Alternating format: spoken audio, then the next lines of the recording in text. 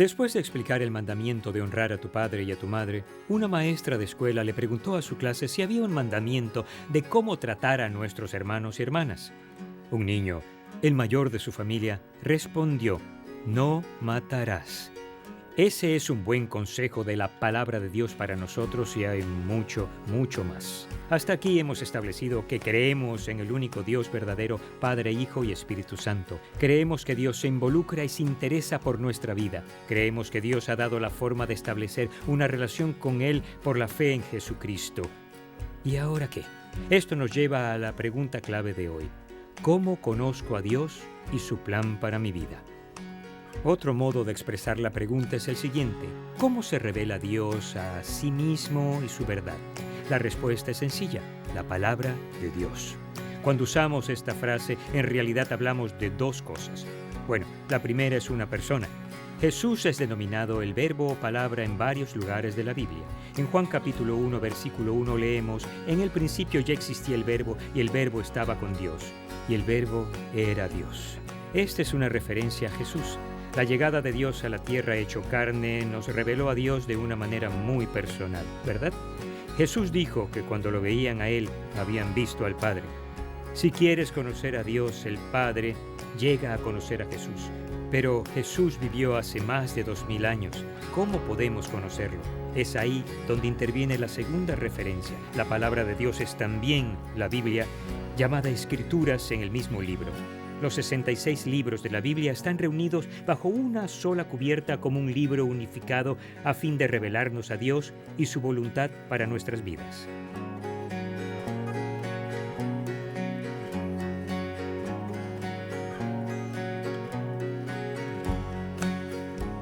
Todo lo que aprendes en la serie Creer proviene de este libro, porque creemos que él refleja y revela a Dios y su voluntad.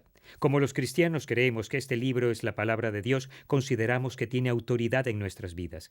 Quizás la mejor manera de declarar esto sea esta idea clave: creo que la Biblia es la palabra de Dios y tiene derecho a dictar en mi creencia y conducta.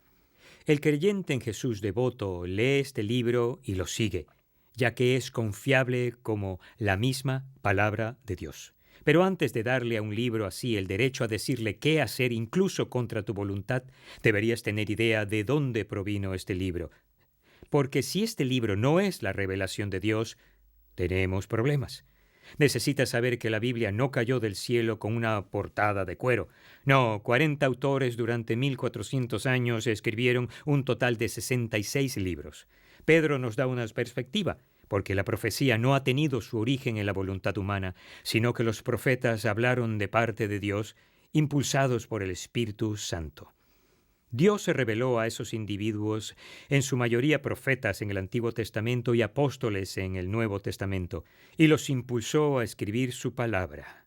Pablo nos dice esto del proceso en sus cartas a Timoteo, que pastoreaba la iglesia en Éfeso. Toda la Escritura es inspirada por Dios. La palabra griega que se emplea aquí es theopneustos. Se trata de la misma raíz que se usa en Génesis 2:7, cuando nos dice que Dios sopló hálito de vida en la nariz del cuerpo de Adán. Los libros de la Biblia están vivos. Con el tiempo, esos libros fueron copiados por personas escogidas que los reprodujeron rigurosamente con cuidado y precisión, pues sabían que estaban copiando la misma palabra de Dios. Te alegrará saber que tenemos más copias de libros y fragmentos del Nuevo Testamento que de cualquier otro libro de la Antigüedad. Existen unas 500 copias del libro La Ilíada de Homero. Contamos con más de 24,000 copias del Nuevo Testamento. Aunque no tenemos ninguno de los escritos originales que los autores escribieron, tenemos la confianza en que el mensaje que Dios quiso darnos ha sido preservado y transmitido hasta nosotros. No fue hasta el 400 después de Cristo que todos estos libros llegaron a estar contenidos bajo una sola portada y la Iglesia reconoció que los 66 libros de la Biblia eran la revelación completa de Dios para la humanidad, para conocerlo a Él y su voluntad para nuestras vidas con certeza. En ese mismo tiempo fue cuando la Biblia comenzó a ser traducida a otros idiomas a fin de que las personas de todo el mundo pudieran leerla por sí mismas: el latín, alemán e inglés. Recientes informes nos dicen que la Biblia ha sido traducida a 2,817 idiomas, con otros 2.167 lenguajes adicionales en proceso, quedando así 1.919 idiomas conocidos antes de que toda lengua posea al menos alguna parte de las Escrituras, la verdad de Dios, en su propio idioma. A lo largo de este viaje, los cristianos creen que Dios estuvo involucrado supervisando, asegurándose de tener su palabra en nuestras manos para discernir la verdad, conocer al único Dios verdadero, saber cómo restablecer una relación con Dios a fin de poder saber con certeza lo que espera en la eternidad y cómo vivir nuestra vida día a día. Déjame leer el resto de las palabras de Pablo a Timoteo. El versículo clave. Toda la Escritura es inspirada por Dios y útil para enseñar, para reprender, para corregir y para instruir en la justicia, a fin de que el siervo de Dios esté enteramente capacitado para toda buena obra. El cristiano lee fielmente la Biblia creyendo que es la misma palabra de Dios, porque lo es. Ella dirige nuestros pasos. El salmista escribe: «Tu palabra es una lámpara a mis pies, es una luz en mi sendero». Pero la Biblia es algo más que un libro de sugerencias entre las cuales escogemos. Como proviene de Dios, tiene autoridad en nuestra vida. Consideremos con más de profundidad la idea clave. Creo que la Biblia es la palabra de Dios y tiene derecho a dictar en mi creencia y conducta. Ese es un inmenso compromiso y solo permitirías que un libro desempeñe ese papel en tu vida si en verdad creyeras que es la palabra misma del único Dios verdadero, bueno y personal que quiere tener una relación con nosotros. Jesús fue un ejemplo de eso cuando caminó sobre esta tierra. El libro de Mateo capítulo 4 relata la historia.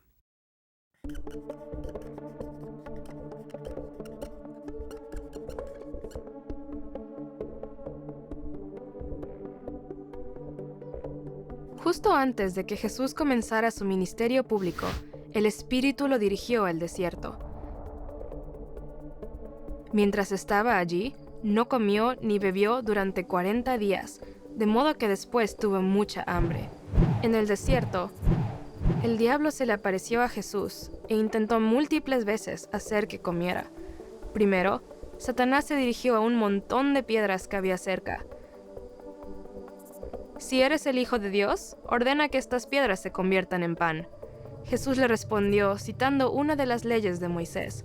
Le dijo: «Los seres humanos no pueden vivir solo de pan.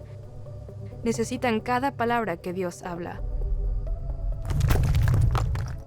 Después, el diablo llevó a Jesús a la ciudad de Jerusalén y lo hizo permanecer sobre el punto más alto del templo, el lugar donde los israelitas adoraban a Dios.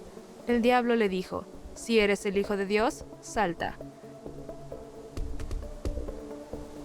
Al intentar convencer a Jesús de que no sufriera daño al saltar desde el templo, el diablo citó Salmos, porque está escrito: «Dios mandará a sus ángeles para que cuiden de ti y te sostengan en sus manos, para que tu pie no tropiece en piedra».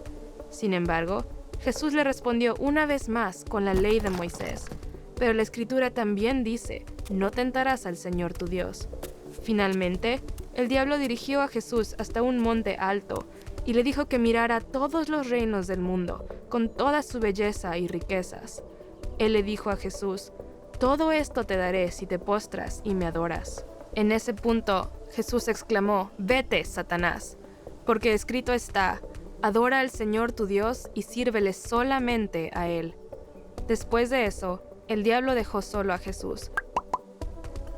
Y entonces llegaron unos ángeles para ocuparse de él.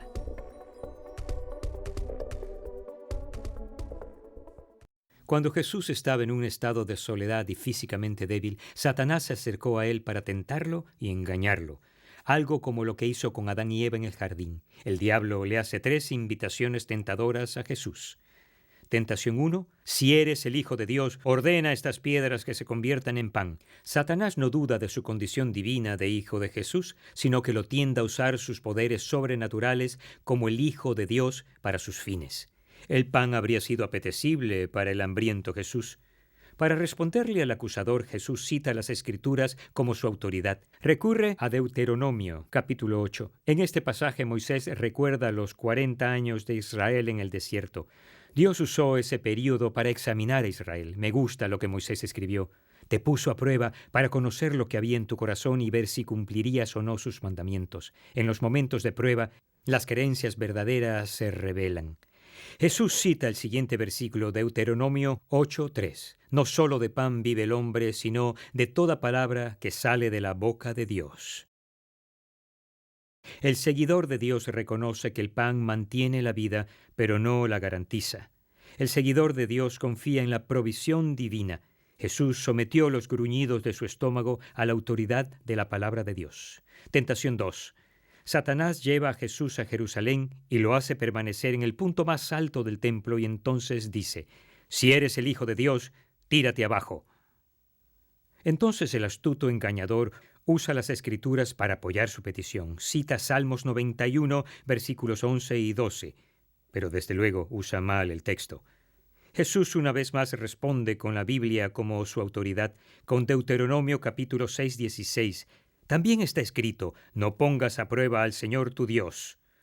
Tentación 3. Satanás lleva a Jesús a un monte alto con amplias vistas de la tierra y le dice: «Todo esto te daré si te postras y me adoras». Una vez más, él cita las Escrituras para guiar su vida durante una grave tentación. Esta vez proclama Deuteronomio 6:13 con autoridad. «Vete, Satanás», le dijo Jesús, «porque escrito está: adora al Señor tu Dios y sírvele solamente a Él». Entonces Satanás se rinde y se aleja.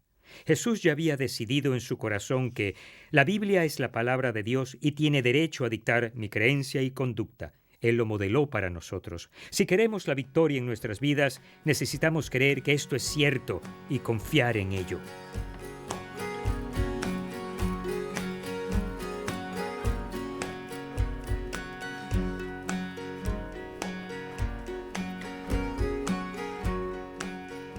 Si aceptas en tu corazón, como lo hizo Jesús, que la Biblia es la palabra de Dios, he aquí 3 principios por los cuales vivir. Primer principio: la Biblia es la lente desde la cual veo el mundo. Segundo principio: soy motivado a estudiar la Biblia para entender la voluntad de Dios para mi vida. Necesitamos ser capaces de recordar las Escrituras como lo hizo Jesús. Tercer principio: los principios de la Biblia deben gobernar mi vida incluso cuando no entienda plenamente o no me guste lo que enseña.